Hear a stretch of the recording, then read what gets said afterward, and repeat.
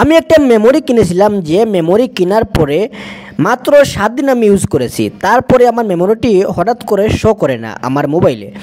তারপরে আমি অনেক টেনশনে পড়ে গেলাম, এই মেমোরিটি অনেক দামি ছিল। তারপরে আমি এই মেমোরিটি খুলে অন্য একটা মোবাইলে আমি লাগাইছিলাম, লাগানোর পরে এই মেমোরিটি ওই মোবাইলেও শো করছে না।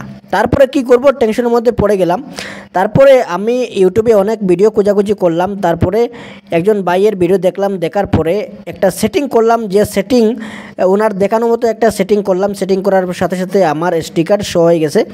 তো আমি চাই আপনাদেরকেও এই সেটিংটা আপনাদেরকে শেখাবো।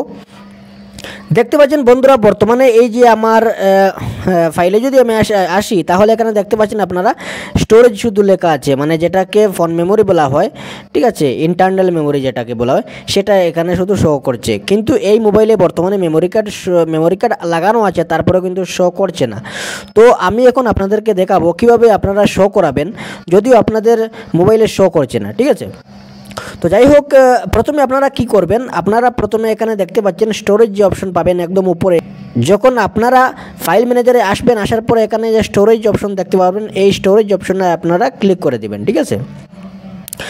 ক্লিক করার পরে আপনারা একটু নিচে দিকে আসবেন, আসার পরে এখানে আপনারা দেখতে পাচ্ছেন মাউন্ট এসডি কার্ড দেখতে পাচ্ছেন আপনারা, এই মাউন্টটি আপনারা ক্লিক করবেন। ক্লিক করার পরে এখানে আবারও দেখতে পাচ্ছেন এখানে নিচে মাউন্ট অপশন এসেছে, এই মাউন্ট অপশনে আপনারা আবার ক্লিক করবেন। ক্লিক করে দিলাম, দেখতে পাচ্ছেন বন্ধুরা আমার এসডি কার্ড এখানে শো হয়ে গেছে। এখন আমি তোরা ব্যাক করে আমি আপনাদেরকে দেখাচ্ছি।